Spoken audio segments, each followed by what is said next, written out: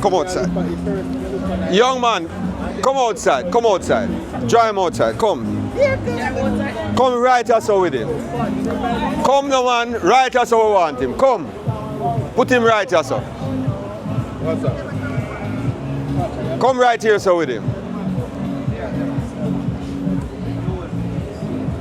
So we're going to look at a goat now. And we're going to have Mr. Brown tell us why he believes this is the best goat on the compound today. The best buck. So Mr. Brown is going to tell us, talk about this goat. So this is a recently imported goat. The bloodline is Devil's Advocate. And he came in, he's 15 months old here now. And we're going to look at him. Now, bone structure. Look at him bone structure. If you look on them cow foot here, we call them cow foot. You see the size of him foot? You see the foot? Look at him back legs. You see those legs? Now I don't know if I agree with him if this is the best, you know. But I'm just showing you some good things on this animal. Look at those legs. They are beautiful. Look at those legs. Bone. That's what you want. You want bone structure. That's the first thing I always like on a boar goat. First thing when you look at boar goat. Hold on. Yes. Let me hear your first thing. Look. First thing you look at when you select a boar goat. You select the head. Yeah, look at the head. Remember, say now got growing teeth. That's natural. And what you just showed them a while ago, them not understand. What you just showing. So when you look on a buck. Come this way, second. That is masculine, a favor man. That's right. You're supposed to have a feminine. And ugly. Everybody I tell us they want the half a moon shape. See here, and the mouth come right back to the tip. So you get the half a moon shape from the mouth come right back to the tip. In other words, you see this thing that we talk about masculinity. A man must look like a man, dress like a man. That's what happened with the goat. A man must look like a man. He mustn't look in a man's face and it look feminine and look like a girl. That's what this goat must look. His face must look like a man. Sometimes you see the sheep, them you see the face all wrinkle up and look. You know, when you look at him face, you're afraid of him. So this is one of the. So my thing now, when me look on a boar goat, the first thing me look on, me have at the foot. Me don't look on head first. Me always like, me have to see the bone structure there. Me like to see bone. After that now, head. That's for me. But for Brown, head. Then you have to look on the neck. Then you look at the neck. Into the shoulder. And you see this. You don't feel enough bone a stick out. Stick out, so this blending curve. What I'm talking about, bone sticking out. You ever see, sometimes the goat, you see this bone here sticking up so. You see the two bones. And when they walk, the shoulder bone, you see it do so. A seesaw up and down. That means you mustn't see that show. You mustn't see that bone. You mustn't see the bone that do so and a dance up and down like this. Very important. And you see this wrinkling here in the chest? You want to see those wrinkles. You know why? Potential for weight. Potential for weight. Right. When you see if it was straight out like here, so can't put no weight in there. But the skin allow him to put in weight inside there. And guess what now? We go to the chest. Width. And that you want. You want to see a wide chest. Thank you, ma'am. Look at that wide chest. And your own opinion, how wide do you think it should be? It matters to the size of the animal. Every goat different. Every goat different, yeah. But look at that chest. And one of the key things. You have to talk up, Brown. The chest not too wide. If your chest too wide, it will show up. Right. So it has to be, the word is balance. The chest supposed to be right. You have to look balanced. Then put them supposed to be right in the chest. And you can see this curve. When you come, you look on him back. All right, hold on. Before you go to back, I just want to make sure you understand, you know. You don't, and that's what that we call it, the shoulder don't pitch. Sometimes when the shoulder pitch out like that, it affects out down there, so look too. it affects how the chest look. And I want to also mention, you see, especially for example, like the milking breed. Yeah. You see this wide chest?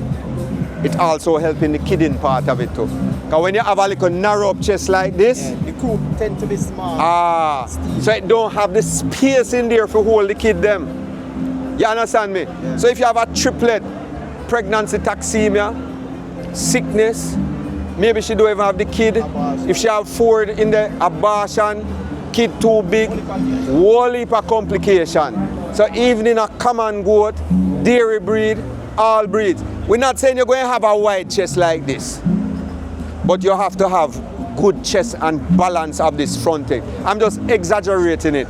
Good balance, good chest, everything must be uniform and look good. You have some goats, you see them a walk and I saw them front a door. You don't want that, like a knock knee. And the legs must straight. You understand? So me I talk about all of them something there now.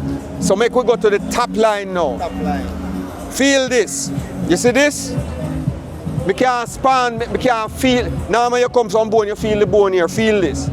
My finger can't go cross where the bone mass. Yeah, more goat, you must always feel like a loaf of bread. Right. Always feel Like a loaf of bread. And when you feel that, you know why this is so? When you have such a wide rib line, you can put on the weight, you can stretch go away. And it will pass down to the female. And it's going to pass down to the female. The ram is half of the herd. The ram is half of your herd, half of that female. All right, so we do it this. Before we go to the back part here, you want length of body. But Brown, this look short, I'm not short. I'm in between. When this buck, some people that going to say it's a low ride. Yes. Right? Enough people. Low ride, I mean him low down to the ground. You have some boar with tall off of the foot, some of them low. And generally the South African boars were always low riders. Yeah, go ahead. But this is a nice buck. Good length of ribs here. My right here about 6 to 8 inches. When I look on the nice side leg. All right, no, is it back end or no? This is what is also very, because you know why this is important? Because this is the meat cut also, this big piece of meat round here. Important because the meat breed, and this meat is expensive right at this back leg here. When you look from right here, you see that look like you have one of the them, and look on back leg, one of the arm part. So look at mostly the right tail develop same way. You see it? The tail comes straight out of this and twist it right from out of the and this wideness also makes hair wide, makes kidding, makes the whole kidding, and you know, make you able to hold more kids inside the stomach. You'll be able to do all those things just the same. Easier to push out the kid, and that is one of the things, Mr. Brown, I will say to you. You see the local thing there and these wider, I find that these, you have less problems with kidding. That's my personal experience with them. No, since I've been doing this stuff and the race exodus, I have a lot of trouble if they have kept out. Yeah, but I'm talking the offsprings. The offsprings are going to be wider. Yeah, the offspring supposed. So we're not going to have any problem with the offspring. That's the problem when they have kids. So you see, that's why the ram is half your herd. And this is the most important thing when you actually leopards. Balls. Yep. Perfectly balanced balls. Well developed. Yep. Our way with Jamaican, that's the big balls. Big balls. Well Yep. developed. You know, stretch too long down. It mustn't hang down and a string down here, so. And balls, very important, because that's what a ram is. And I want to also, Mr. Brown, this line here, them always talk about this line. Them always tell me, say you want to see this line go around like that. Explain that to them. Them always say you want this to come around like that. Well, this really, I don't know what them say assist with the other development. The other development, right. Yeah, no. And you see the pigmentation too? Yes, it's with it. If you notice, this is a dark pigmentation. You don't want the pinky pigmentation. This has a dark pigmentation. So this animal will be able to, the darker skin, handle the sun better. Oh, this And color like melanin. the melanin is basically, you see when it's pink like the Sani goat, the Sani is a pinky. And sometimes they get like a skin cancer kind of looking things like on them skin. Yeah, I remember originally these are developed in South Africa. South Africa, right. Yeah. But you do have some boar goat that have pink skin, you know. Yeah, we know. Right. So you have to look for that too. And the last, you see how beautiful this ram is? This ram looks good from back to front. Everything on this ram is nice. But guess what? There is one thing on him, right? That if it's not good or not perfect, you disqualify the ram and you don't even use him, you throw him, you curry goat him. What can make this ram turn a curry goat right away? I student, I ask Mr. Brown, students, I told you, what can turn this into a curry goat that we don't talk about yet? It's not for that. No, man. We are talking about looks now. We are look on the animal. We can't know if he's fertile or not by looking. I am looking at this animal and judging him.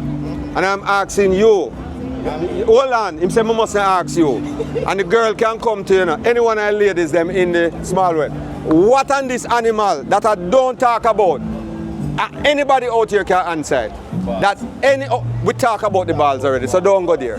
Feeding condition. What? Feeding condition. No, we can't look at him and say that. Him look good. We talk about, and there's one thing that I don't talk about. Faster. His horns? No, The you know, horns? reach it. Talk about it. If you're going to say something, say it and explain what you're talking about. Don't just throw a word out. You don't sound confident in what you're saying. Explain. You have to explain what you tell me. I want someone to stand up here and confidently tell me one thing on this animal, right, that you have to look for. And when you go in a goat pen and you see that, don't even look any further. As a ram goat, you walk or leave it. As a buck, sorry. You don't look at it. Whether buck or thing there. That's it. Two. Why not touch? Saddleback. No man, we talk about the top line already. We talk about top lines. Touch back is the same point where you go up and away. There's one thing on this animal. So all of you here, if you know what's going to buy an animal, what is that one thing you look on this animal and you would refuse it immediately and don't buy it? It don't make sense you put it on your herd. You would not use this animal on your herd any at all. That is my point. The seed, the split, We talk about the seed, him have good balls. the greater than one. We talk about, and balls don't matter. You know something too? I have had a goat with one balls, and none of his kids come with one ball. All them kids came, most of his kids came with good balls when them born and produce good females too. What if it's split? Hold on. I have split balls. There is a certain amount. I think it's 2 inches are allowed on the split, and with milking breeds even more.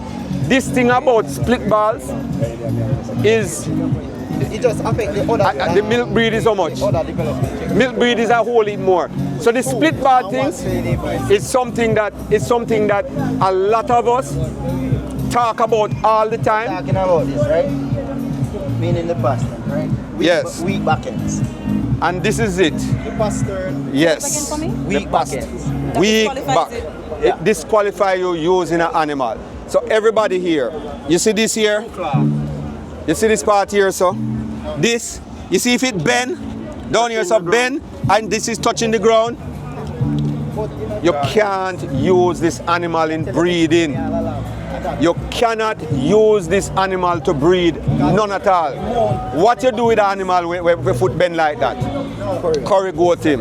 Yeah? No, it's not this animal. No, it's not this animal. Hold on. Sorry, my apologies. This animal stand very good on him foot. You saw it straight? But you have some ram where the back a touch and a bend down and you see him a walk so. Like him a walk so. It's soft pasture. Alright. You don't use that ram. You understand me? And tell me now, why wouldn't you use that ram when him foot back there so now? Because the back leg. No man. Where the man work? Why you don't? What him do? Him gonna hide. So why I'm going to use him, right? Yes. We go have it throw back in a line for all I kid them. That's right. And then no good for female. So all of him kids them, all of the offspring, can have that foot problem, and if the offsprings have that foot problem, then it is going to show off in the kids them, and it will end up in generational problems. It's like if you get married to a woman who have, you know, one pick sickle cell, albino or sickle cell or some kind of disease. The trait are going to mash up your bloodline, go down the line, and it going to go down the line and mash up your thing down the line. Your children them going to come with certain sicknesses and certain things like that. So bloodline is very important, and most importantly, when that back leg go down like that, especially when the ram get older, him cannot jump up on the girl and make the babies. Because the weak pastel, the foot weak, so him can't mount her. So when him go up there, she just run off, and him can't run after her as him like and do him want to do. So he become a poor breeding animal. You understand? Young man said there was a second one that I didn't see. What was the second one, Brown? No, there's one other thing. Remind me. The bite of the animal. They never check if it have an underbite or an overbite. Okay. Which might affect the feeding habitat of the animal. Yes. So the bite, yeah, the bite. But you know something though? Let me tell you something about bite though. Bite can have some advantages though. Little bit. So it is not 100%. I would never use it. Because suppose you have a goat that have an overbite and one have an underbite. Those two can balance it maybe, you know, so breeding can have those little, you understand? Yeah. So but if you the pastel though, aspect of it now, the one with the underbite plus the one with the overbite, yeah, be one of what you call name one of a recessive gene. Possibly. Those are possibilities. Gene. Right. So might be the recessive gene might right. But the dominant gene. My point though is the pastel is an absolute. Absolute. Yeah. Don't ever use an animal or buy an animal. Using an animal with an overbite is not really a problem. No, I didn't say that. No, I didn't say that. I didn't say that. You want to buy an animal that have perfect bite all the time. The bite is important. I'm not saying that the bite is not important. Yeah. I am saying you can balance it out. Yeah. But this to me is the first. When you go and look at a ram, when you walk into a goat pen and you look at a ram, you look at this back leg first. If you're going to buy him, this here is where you're looking first. Once you see the footbed, don't even look any further. You walk away. This is the first thing I do if I go and look at a ram. You know, all right. Just one point when we have to put out here. When you are doing show animals, there are different things that you have to look at when you are doing show animal versus commercial, would say meat animal. Because for the show purposes, you don't want something that you can say is almost perfect. But when you are doing meat, from the animal as the good. When you're selecting the ram though, it's the same thing. You want the best you can find for your ram. That's true. And that is what the show is all about. It's to be able to select excellence in anything you're doing. That's what it's all about. That's why it is so important. You want to select excellence all the time in your herd. And that is what is important. You always want to select excellence. Whether you're doing meat, listen, you see if you have some female, the females are not even so important in a commercial extent. You can buy some little cranny female or whatever you want to do. But you see the ram, and use a good buck. And use a good ram, let's say, good buck. And when you use a good buck on your herd, those offsprings, half of that genetics is going to throw to the offsprings. That's how important the buck is in your herd.